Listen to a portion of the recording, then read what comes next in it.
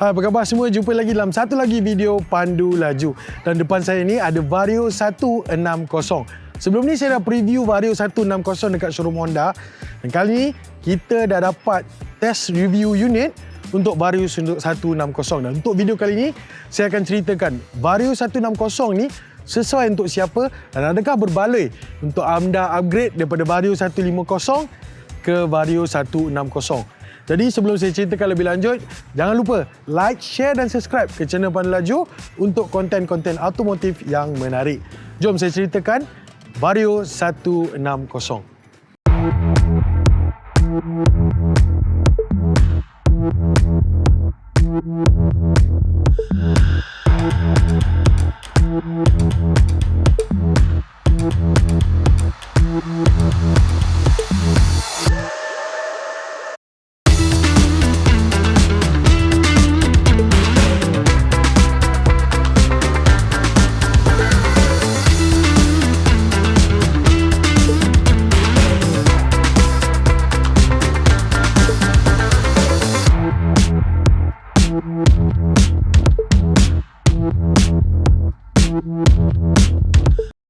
Kita dah cerita panjang lebar tentang design dia dekat preview Vario 160. So kali ni kita akan sekali lalu je lah. Okey, kalau kita tengok headlamp dia dah terpisah daripada design Vario 150 sebelum ni. Di mana lampu signal dia dan lampu DRL dia dah separate untuk Vario 160 ni. Lampu depan dia juga lagi besar dan terselindung juga, tapi look dia dah berbeza. Totally radical berbeza dengan Vario 150. Dan kesemua lampu yang ada pada Vario 160 ni menggunakan lampu LED depan dan juga belakang. So kalau kita tengok, ini membuatkan design headlamp dia nampak lebih less sporty berbanding dengan 150. Dan kalau kita tengok, lampu belakang dia pun lagi besar daripada Vario 150 sebab dia nak seamlesskan continuation design antara depan dan juga belakang. Alright, itu dari segi overall look. Dari segi kemasan pula, kemasan Vario 160 ni lagi kemas dengan ada matte finish dekat dia punya headlamp, dekat dia punya pemegang belakang. Dia nampakkan Vario 160 ni lagi modern berbanding dengan sporty look yang ada pada Vario 150. Ia menggunakan rim 14 inci depan dan belakang, tayar depan 110/80/14 dan tayar belakang 120/70 dan 14 inci. Dia dilengkapi dengan single channel ABS di depan, belakang menggunakan disk yang biasa. Itu akan impact juga pada test ride kita nanti. Alright, dia menggunakan kerangka e-Safe baru daripada Honda dan walaupun dia sama berat dengan Vario 150, tetapi dari segi handling dan juga total weight saya rasa dia lebih ringan dan lebih nimble berbanding dengan Vario 150. So, design yang ada saya rasa cukup berpuas hati, memang lawa, memang an upgrade lah berbanding dengan 150. Jadi macam mana pula dengan riding experience Vario 150 ni?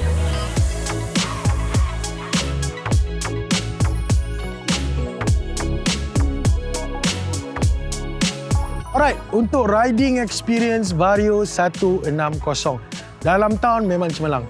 Okey, dia punya handling dia sangat-sangat ringan kalau dibandingkan dengan Vario sebelum ni, and then dia punya slim profile tu masih ada walaupun dia dah besar. Senang kalau kita nak mencelah, mencilok, dan yang bestnya enjin baru ni enough power untuk kita potong, iaitu untuk take over kereta ataupun kita naik bukit, enough power ada pada Vario 160. Wind resistant ataupun angin lintang dia lebih better Vario 160 ni daripada ADV 160 sebab dia punya build dia lebih tegap, lebih compact kalau nak dibandingkan dengan ADV 160.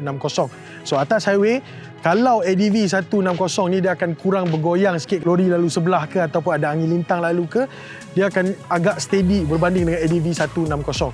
Kenapa saya comparekan? Sebab dari segi size dan engine performance yang sama.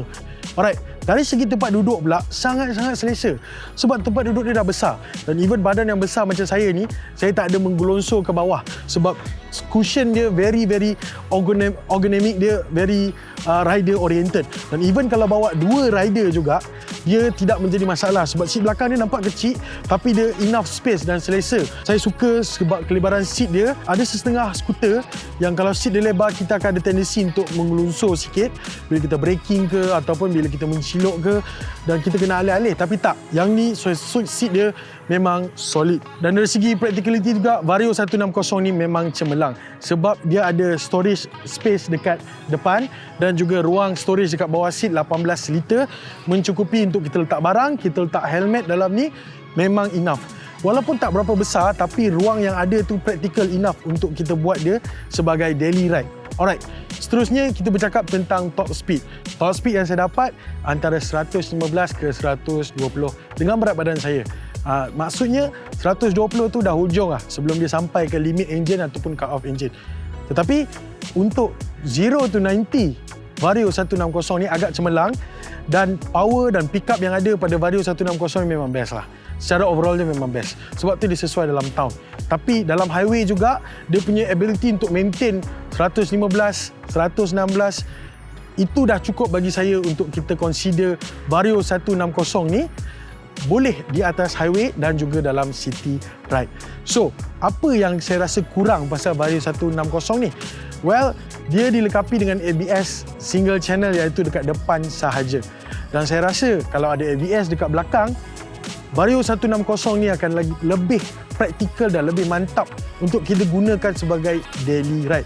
Untuk enjin Vario 160 ni, dia telah diperbarui dengan menggunakan ESP Plus, menghasilkan 15.1 horsepower dan 13.8 Nm torque dan dia menggunakan kotak gear automatic. So overall, riding experience saya dengan Vario 160 ni membuatkan saya dapat conclude Vario 160 ni untuk siapa yang berbalaikah untuk upgrade daripada Vario 150 ke Vario 160.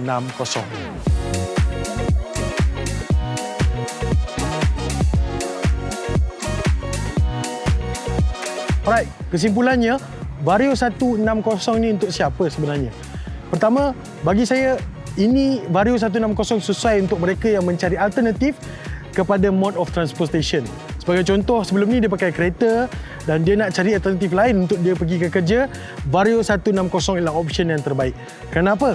Kerana enjin dia powerful enough untuk kita naik ke atas highway dan biasa digunakan untuk pergi ke kerja. Dan juga practicality, dia punya ergonomic yang ada pada Vario 160 ni beginner friendly, iaitu friendly enough untuk new rider, tidak terlalu kasar dan tidak terlalu smooth untuk bawa sebagai diorang punya first bike. Alright, yang kedua ialah mereka-mereka yang nak pergi mencari first bike mereka. Vario 160 merupakan skuter yang akan menjadi pilihan. Sebab apa? Dia still practical.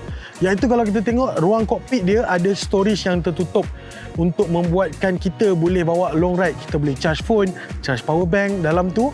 So, untuk mereka yang nak jadikan skuter sebagai mode of transportation, bukan saja untuk pergi ke kerja, tapi untuk balik kampung, untuk long ride pada weekend, Vario 160 adalah option yang anda tidak boleh ignore. Dan last kali, Vario 160 ni sesuai untuk mereka yang tidak mahu ADV 160. Kenapa saya cakap macam tu? Sebab dia punya enjin dan chassis adalah sama. Tapi Vario 160 menawarkan profil yang lebih slim dan handling yang lebih ringan, yang lebih sesuai untuk kita jadikan dia second bike untuk kita bawa di dalam bandar, dalam taman ataupun pergi ambil anak pergi sekolah.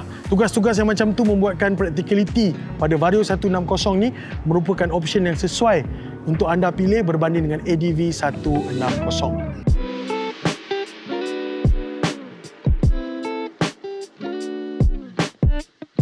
Dan untuk harga Vario 160 bermula dengan RM9,998, menyebabkan kalau anda nak upgrade, anda tidak perlu tambah bulanan anda sebanyak upgrade kepada CC yang lebih besar. Sebab secara jujurnya, Vario 160 ni dah cukup untuk anda upgrade daripada Vario 150 semata-mata kerana enjin dan juga chassisnya. Look boleh menjadi subjektif, tetapi apa yang saya dapat, Vario 160 ni merupakan sebuah model terbaru yang lagi better daripada sebelum ni. Dan saya tak tahu kalau Honda dah discontinue Vario 150 atau tak dengan kemunculan Vario 160 ni.